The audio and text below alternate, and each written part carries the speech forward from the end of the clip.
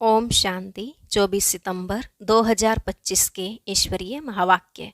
पहले सुनते हैं मुरली के मुख्य पॉइंट्स।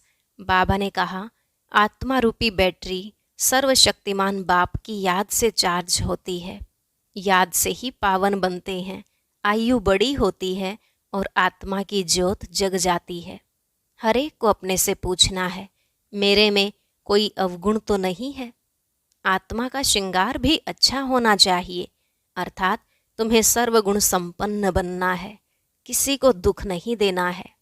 फिर बाबा ने कहा, बच्चे कभी कुल कलंकित नहीं बनना।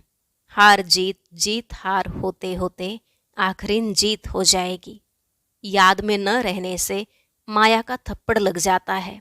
सबसे कड़ा थप्पड़ है विकार का। भले तूफान तो आएंगे, परंतु अगर कोई विकर्म किया तो समझो हार खाई।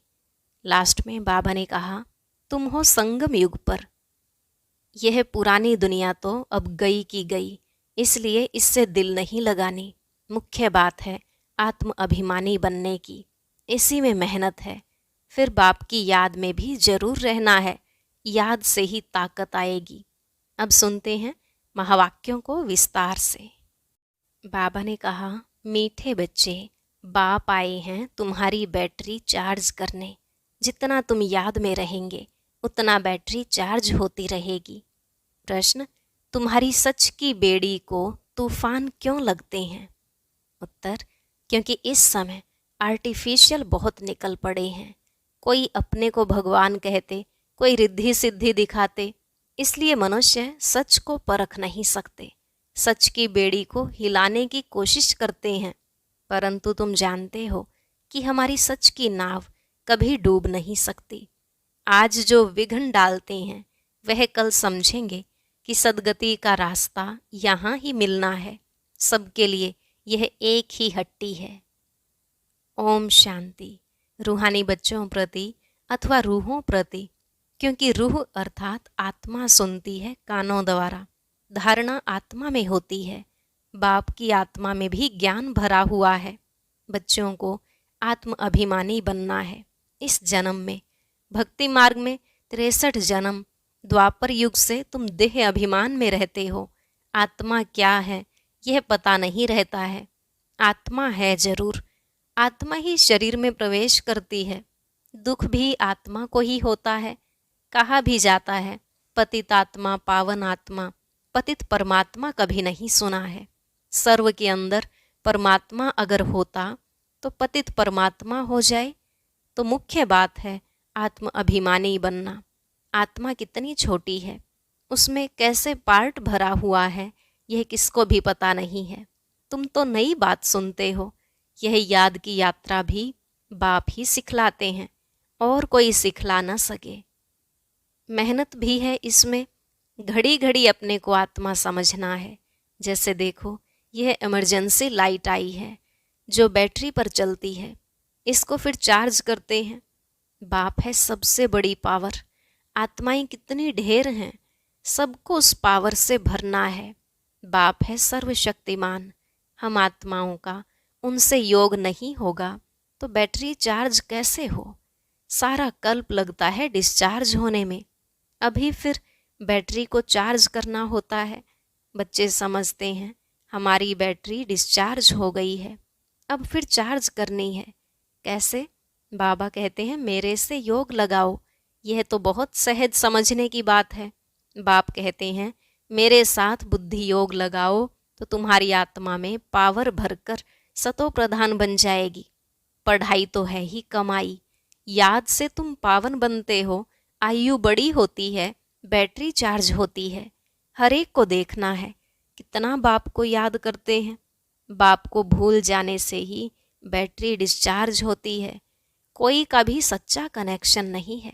सच्चा कनेक्शन है ही तुम बच्चों का। बाप को याद करने बिगर ज्योत जगेगी कैसे?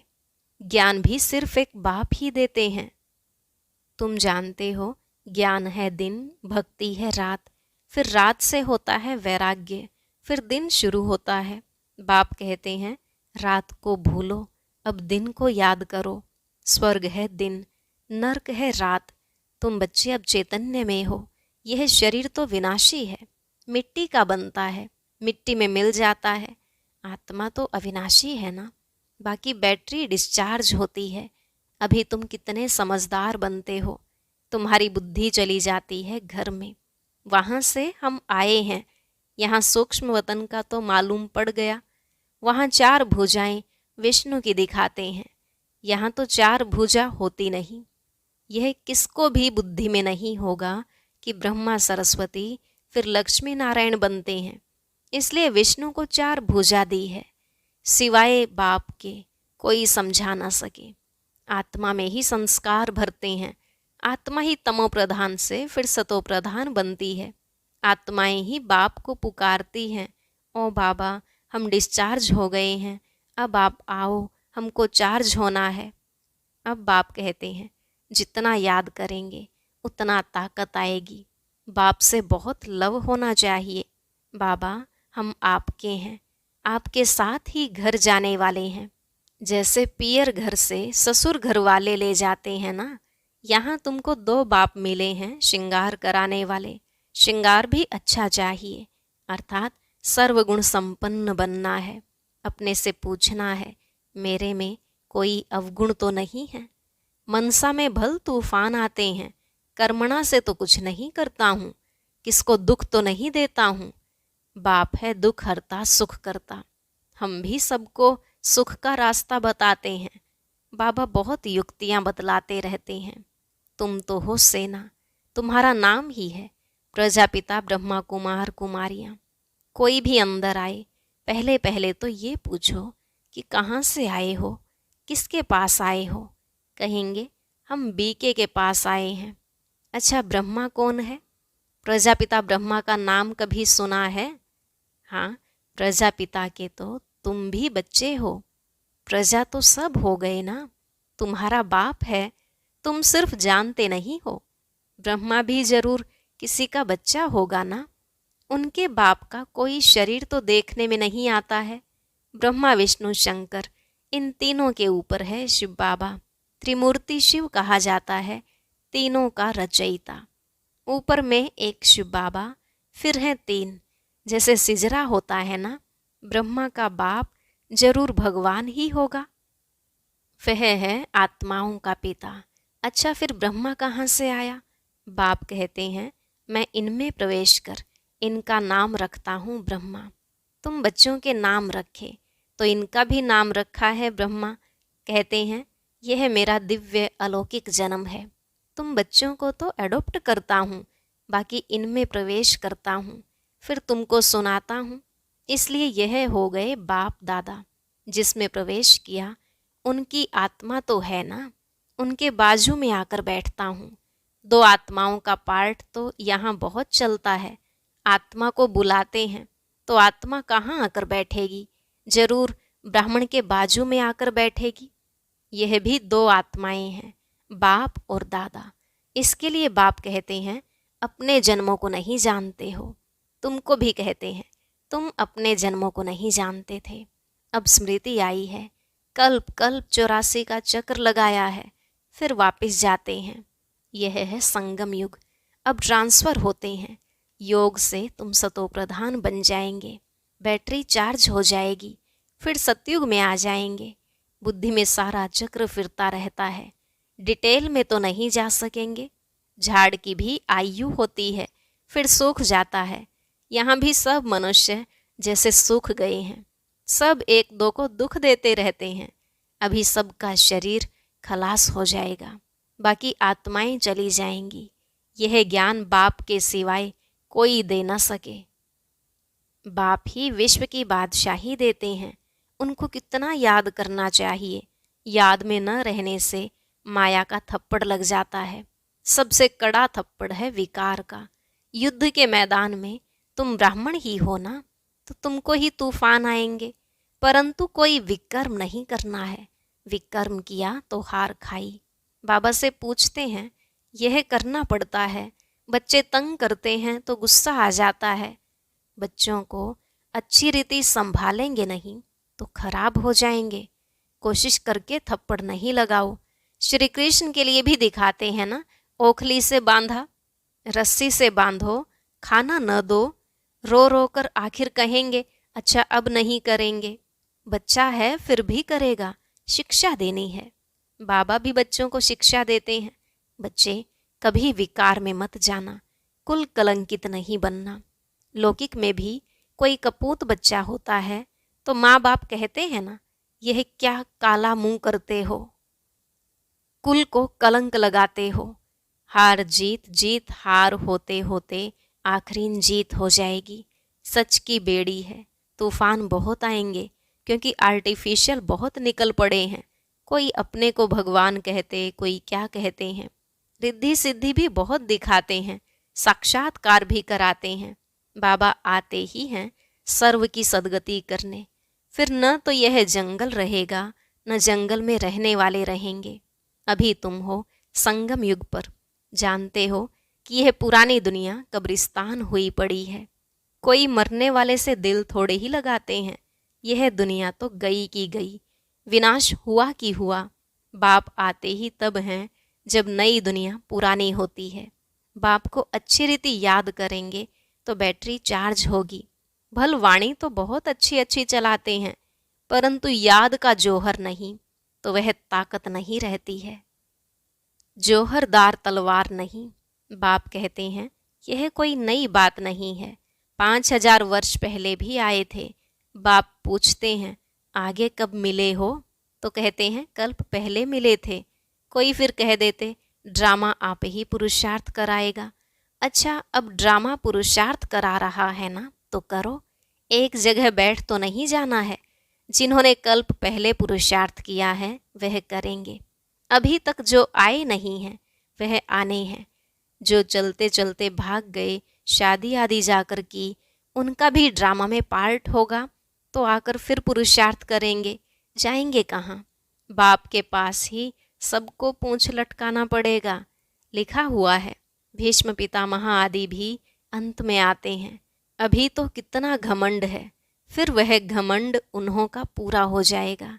तुम भी हर 5000 वर्ष के बाद पार्ट बजाते हो, राजाई लेते हो, गवाते हो। दिन प्रतिदिन सेंटर्स बढ़ते जाते हैं। भारतवासी जो खास देवी देवताओं के पुजारी हैं उनको समझाना है। सतयुग में देवी देवता धर्म था ना, तो उनकी पूजा करते हैं। क्रिश्चियन लोग क्राइस्ट की महिमा करते, हम आदि सनातन देवी देवता धर्म की महिमा करते हैं। वह किसने स्थापन किया? वो लोग समझते हैं कृष्ण ने स्थापन किया, तब उनकी पूजा करते रहते। तुम्हारे में भी नंबरवार हैं, कोई कितनी मेहनत करते हैं, कोई कितनी। दिखाते हैं ना, गोवर्धन पर्वत को अंगुली पर उठा लिया। अभी यह पुरानी दुनिया है, सब चीज़ों से ताकत निकल गई है। सोना भी खानियों से नहीं निकलता है। स्वर्ग में तो सोने के महल बनते हैं। अभी तो गवर्नमेंट तंग हो जाती है, क्योंकि कर्जा देना पड़ता है। वहाँ तो अथाह धन है, दीवारों में भी हीरे जवाहरात लगे रहते हैं। हीरों की जड़त का शौक रहता है। वहाँ धन की कमी है नहीं, कारून का खजाना रहता है। अल्लाह अवलदीन का एक खेल दिखाते हैं, ठक्का करने से महल निकल आते हैं। यहाँ भी दिव्य दृष्टि मिलने से स्वर्ग में चले जाते हैं। वहाँ प्रिंस प्रिंसेस के पास मुरली आदि सब चीज़ें हीरों की रहती हैं।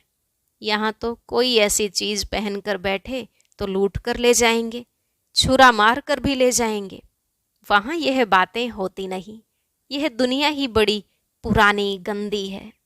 इन लक्ष्मी नारायण की दुनिया तो वाह वाह थी, हीरों जवाहरातों के महल थे।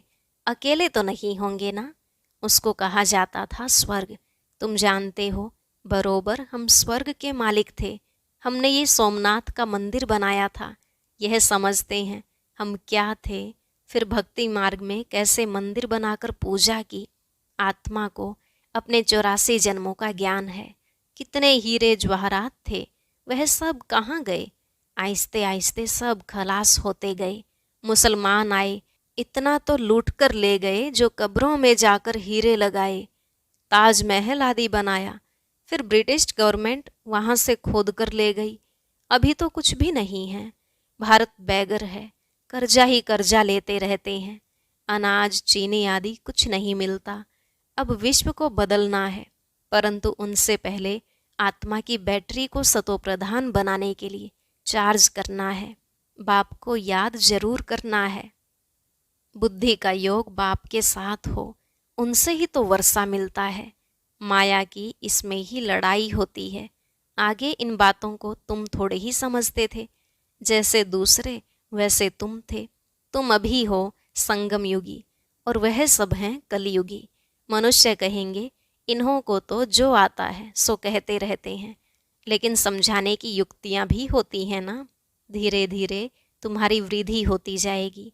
अभी बाबा बड़ी यूनिवर्सिटी खोल रहे हैं, इसमें समझाने के लिए चित्र तो चाहिए ना। आगे चलकर तुम्हारे पास यह सब चित्र ट्रांसलाइट के बन जाएंगे, जो फिर तुमको समझाने में भी सहज हो। तुम जानते हो हम अपनी बादशाही फिर से स्थापन कर रहे हैं, बाप की याद और ज्ञान से। माया बीच में बहुत धोखा देती है। बाप कहते हैं धोखे से बचते रहो। युक्तियां तो बतलाते रहते हैं, मुख से सिर्फ इतना बोलो कि बाप को याद करो तो तुम्हारे विकर्म विनाश होंगे और तुम यह लक्ष्मी नारायण बन जाएंगे। यह बैजेज आदि भगवान ने खुद बनाए हैं, तो इनका कितना कदर होना चाहिए। अच्छा, मीठे मीठे सिकिलधे बच्चों प्रति माता पिता बाप दादा का याद प्यार और गुड मॉर्निंग। रूहानी बाप की रूहानी बच्चों को नमस्ते। रूहानी बच्चों की रूहानी बाप दादा को नमस्ते नमस्ते, गुड मॉर्निंग। शुक्रिया बाबा, शुक्रिया। धारणा के लिए मुख्य सार, सर्व गुणों से अपना श्रृंगार करना है। कभी किसी को दुख नहीं देना है, सबको सुख का रास्ता बताना है। दूसरा पॉइंट, सारी दुनिया कब्रिस्तान हुई पड़ी है, इसलिए इससे दिल नहीं लगानी है। स्मृति रहे कि अभी हम ट्रांसफर हो रहे हैं, हमें तो नई दुनिया में जाना है।